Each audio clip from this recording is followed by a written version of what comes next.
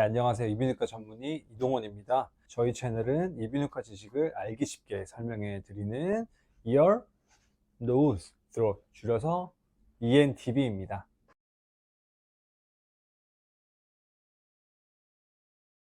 우리 몸 모관에 있는 편도, 어떤 분은 이 편도 제거만 해도 인생이 달라질 수 있습니다. 그러나 어떤 분들은 수술해도 아프기만 하지 전혀 도움이 되지 않을 수도 있습니다. 어떤 분들에게는 인생 최고의 반전이 될 수 있는 편도 제거, 하지만 잘해야 됩니다.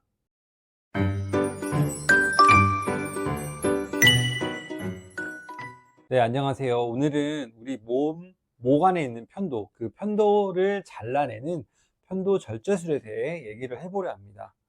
그럼 먼저 편도란 무엇일까요? 사실 편도는 우리 몸에 한 개가 아닌 여러 가지가 있습니다. 대략 한 4가지 정도가 있는데요. 편도선이라 불리는 것으로 먼저 코 끝에 있는 코편도라고 불리는 아데노이드, 혀 뿌리에 존재하는 설편도도 있고, 그리고 이간편도도 있습니다. 그리고 마지막으로 우리가 가장 흔하게 이제 편도라고 부르는 것이 이제 구개편도인데요. 그것은 목 안에 있는 양쪽 혀 위쪽으로 연극의 입천장 옆에 복숭아 씨처럼 양쪽에 붙어 있는 게 구개편도라고 하고, 이것을 흔히 우리는 편도라고 하고 있습니다. 편도는 보통 구개편도를 말하지만 사실은 그 주변에 여러 가지 편도가 숨어 있는 것으로서 편도 절제술은 이 중 가장 크고 확실히 보이는 구개편도를 절제하는 것을 말합니다. 그럼 이 편도선들은 무엇일까요? 이 편도선은 이게 우리 몸에서 상기도로 향하는 길에 있는 것으로, 그쪽으로 들어오는 바이러스나 세균을 이렇게 방어해주는 면역 기능을 담당하는 것인데요. 하지만 학령기라고 불리는 초등학교 입학 즈음부터는 다른 면역 체계들이 더욱 많이 성숙해지고 이 편도선의 기능은 많이 줄어들게 됩니다. 그럼 편도는 제거해도 될까요? 좀 전에 말씀드린 것처럼 학령기쯤부터는 그 편도선 자체의 기능이 거의 없어질 뿐만 아니라 편도를 제거하더라도 잘라내는 구개편도 외에도 여러 가지 편도들이 또 존재하니까 우리 몸의 기능에서는 문제되는 것이 없기 때문에 편도는 제거하셔도 괜찮습니다. 그러면 편도 수술 뭐가 문제될까요? 사실 편도 수술하고 다 낫고 나면 문제될 건 없습니다. 하지만 첫 번째, 가장 모두들 싫어하는 게 통증입니다. 편도 수술하면 아픕니다. 그 편도 수술한 부위가 상처가 나게 되고 점막이 손상을 입기 때문에 당연히 아플 수 있습니다. 가만히 있을 때도 이제 아프지만 이제 먹으면 더 아프고, 그래서 수술하고 나서 한 1, 2주 동안은 진통제나 어떤 소염제 등의 도움을 받아서 통증을 이겨내는 게 필요합니다. 그리고 아무거나 먹을 수 없게 됩니다. 수술 후에는 음식으로 인해서 수술 부위가 상처를 받을 수 있게 되고, 그로 인해 통증이 더 심해질 수도 있지만 출혈 또한 생길 수 있기에 첫 1에서 3일 정도는 물로 된, 그리고 약간은 차가운 미음 같은 음식을 섭취할 수 있고, 그 이후에 일주일 동안은 보통은 죽 같은 거를 드셔야 됩니다. 그래서 뭐 수술하고 나면 잘 못 먹으니까 이제 배도 고파지고 이런 것 때문에 자동적으로 뭐 체중 조절도 되지만 이렇게 잘 못 먹어서 염증이 잘 안 나와서 힘들어지는 경우도 있습니다. 하지만 가장 무서운 거는 사실은 수술 후에 편도 수술 부위에서 피가 나는 출혈입니다. 대부분은 적절한 조치만 한다면 출혈은 쉽게 사라지게 되지만, 가끔은 이게 다시 그 부위를 지혈하기 위해 수술이 필요한 경우도 있습니다. 그래서 이제 아프니까 못 먹게 되면 영양이 부족해져서 수술 부위가 잘 안 나서 염증이 생겨서 출혈이 나는 경우도 있지만, 대부분은 통증이 없어질 때 잘못 먹어서 먹은 음식으로 인해서 상처 부위, 수술 부위가 긁혀서 나는 출혈이 대부분입니다. 수술 후에 음주나 흡연 등, 특히 이 흡연으로 인해서 상처 부위가 벌어져서 생기는 출혈이 가장 무섭고 위험합니다. 그러면 이 아프고 밥도 못 먹고 피도 날 수 있는 편도 수술 꼭 받아야 할까요? 네, 사실 그 이비인후과 영역에서 이 많은 수술 중에 편도 수술은 수술 이후 가장 만족도가 높은 수술 중 하나입니다. 하고 나서 너무 좋다고 하는 사람들이 대부분입니다. 꼭 필요한 사람들이 했을 때 이런 효과를 얻을 수가 있습니다. 그러면 어떤 사람들이 편도 수술을 받아야 할까요? 첫 번째, 편도 비대로 인하여 수면 무호흡증과 코골이가 생긴 분들은 편도 수술이 아주 도움이 됩니다. 편도 비대는 평소에도 이물감이 있을 수 있지만 특히 잘 때는 눕는다면 편도가 뒤로 처지게 돼서 혀뿌리와 입천장이 한꺼번에 딱 만날 수 있기에 생기는 현상으로서 이런 것들이 코골이를 일으키고 심한 수면 장애를 일으키고 무호흡을 일으킨다면 만성 피로와 수면의 질 저하, 아침에 일어났을 때 주간 졸림, 여러 가지 합병증들을 일으킬 수 있습니다. 이런 경우는 꼭 편도의 수술이 필요한 경우입니다. 일반적인 수면 무호흡 수술 중에 편도가 커서 편도 수술을 할 때 나타나는 효과가 많은 수술 중에서 가장 높습니다. 소아에서도 편도에 비대만 있다고 해서 수술하는 것은 아니며, 편도 비대가 있는 소아가 코골이나 구호흡, 수면 중 무호흡이 있다면 수술을 고려하여야 합니다. 두 번째로는 만성 편도염 환자입니다. 구체적으로 말하면 1년에 3회 이상 몸살과 38도 이상의 고열을 동반한 편도염이 3년 이상 지속된다면 이런 거를 만성 편도염이라 할 수 있고, 이런 환자들은 수술을 해서 그 만성 편도염을 치료하셔야 합니다. 이런 분들이 수술을 해야 되는 이유는 편도가 아픈 시기가 꼭 중요한 날 겹치는 경우가 많습니다. 왜냐하면 스트레스랑 연관이 있기 때문에 뭐 꼭 필요한 뭐 중요한 면접, 시험 혹은 결혼을 앞두고 갑자기 편도가 붓는 경우도 있고요. 중요한 이제 행사가 있을 때 아픈 경우가 많기 때문에 단순히 편도염증이 내 몸을 힘들게 하는 게 아니라 삶에 또 다른 안 좋은 영향을 끼칠 수 있기 때문에 인생을 위해서라도 수술은 도움이 될 수 있습니다.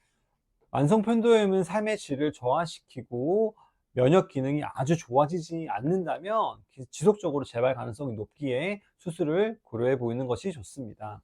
세 번째로는 이제 편도 결석이 있는 분들한테는 편도 수술을 고려하는 경우가 있습니다. 단순히 편도 결석이 한두 번 생겼다거나 이제 조그만 알갱이가 생긴다고 해서 다 수술을 하는 것은 아닙니다. 편도 결석이라고 하는 거는 이제 편도에 틈이 만성 편도염으로 생기기 때문에 그 틈 사이에 박테리아, 음식 이물질, 여러 가지 가래 등이 점점 쌓이는 거고요. 그것들이 모이면 하나의 큰 덩어리가 되고 오랫동안 붙어 있는 거기 때문에 냄새를 유발할 수도 있고요. 이물감을 유발할 수도 있습니다.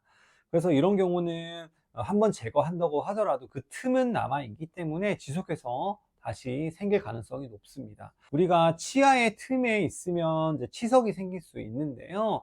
근데 우리는 보통 이런 거는 치과 가서 스케일링을 하지 않습니까? 그래서 스케일링 하면서 제거할 수 있지만 편도에는 그렇게 뭐 스케일링을 할 수 있는 것도 아니고, 단순히 조그만 알갱이가 있다거나 크지 않다거나 할 때는 양치 후에 지속적인 가글을 꾸준히 하면서 편도 관리를 한다면 더 이상 진행되지 않을 수 있지만 큰 덩어리가 계속 생기고, 이걸로 인해서 내가 냄새가 날까봐 사회생활에서 자신감이 떨어지게 되고, 구취로 인해서 내가 이제 다른 사람을 만나는 대인기피증 등이 생긴다면 당연히 수술을 해서 편도 결석을 생기지 않도록 근본적인 치료가 도움이 될 수 있습니다. 정리해서 말하면 편도 결석이 조금 있는 거는 상관이 없지만 지속적으로 크게 생기는 것은 근본적인 치료는 편도 수술밖에 없으므로, 편도 수술을 해서라도 결석을 안 생기게 해야 되는 분들은 충분히 편도 수술을 할 가치가 있다고 생각됩니다. 자, 이외에도 이제 편도 모양이 좀 이상해가지고 이 편도의 조직학적 검사가 이제 필요한 경우도 있습니다. 가끔은 편도에도 암이 생길 수 있고 종양이 생길 수 있기에 편도 모양이 좀 이상하다, 그래서 조직 검사가 필요하다 할 때는 편도 전체를 떼서 편도 수술을 하는 경우도 있고요. 근데 편도 주위 농양이라고 해서 편도 주변에 자꾸 고름 등이 생기는 게 있습니다. 근데 편도 주위 농양이 생기면 그냥 약으로 보통 해결이 안 되고 찢어서 고름을 배농을 시켜야 되는 경우가 많기 때문에 이런 것이 한두 번 생긴다면 편도 수술이 도움이 됩니다. 그러면 이제 편도 수술을 고려하는 분들 중 편도 수술이 꼭 필요하지 않은 분들도 있을까요? 네, 당연히 있습니다. 가끔 이제 목이 자주 아프다고 해서 편도를 제거해 달라고 병원에 오시는 분들이 있습니다. 하지만 자세히 진찰과 검사를 해보면 실제로 목의 통증은 편도 부의 문제로 생기는 것이 아니라 그 환자분의 면역이 좀 떨어져 있어 가지고 편도가 아닌 인두나 비인두 그런 쪽에서 감기가 자꾸 생겨서 목이 아픈 거지, 이런 분들은 편도를 제거한다고 하더라도 주변 부위들이 그대로 남아있기 때문에 목의 통증이 사라지지 않고 또 재발할 가능성이 높으며 오히려 무리한 편도 수술로 인해서 구개인도 부전증 같은 합병증만 생길 가능성이 더 높습니다. 그리고 수면 무호흡이 편도의 비대로 인한 원인이 아닌데 편도를 잘라내고 주변을 구개인도 성형술이라고 해서 무호흡 수술을 하는 경우가 있는데 이런 거는 전혀 수면 무호흡증에 호전을 가져오지 못할 뿐더러 목에 이물감 등의 부작용만 생기게 할 수 있으므로 조심히 접근을 해야 합니다. 그러면 편도 수술은 필요하면 해야 되는데 그 아픈 통증은 어떻게 해야 할까요? 최근에는 이 통증을 좀 많이 줄이고 빠른 시기 회복을 할 수 있는 고주파 편도 수술, 피타 등의 편도의 캡슐을 보존한 채 편도 안쪽의 부피만을 줄여주는 편도 부분 절제술 등도 많이 행해지고 있습니다.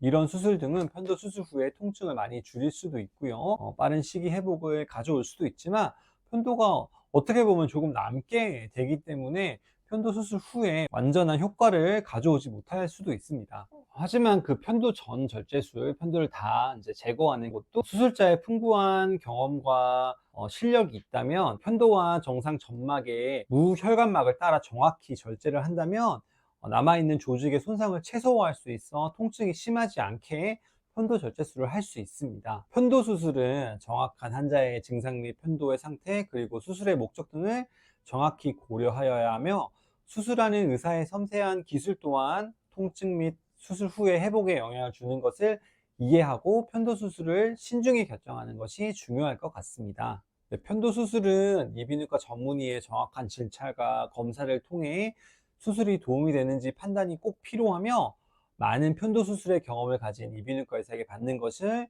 고려하시면 좋겠습니다. 유용하고 정확한 이비인후과 지식을 전달할 수 있도록 노력하겠습니다. 궁금한 점 있으면 댓글 부탁드리겠습니다. 감사합니다.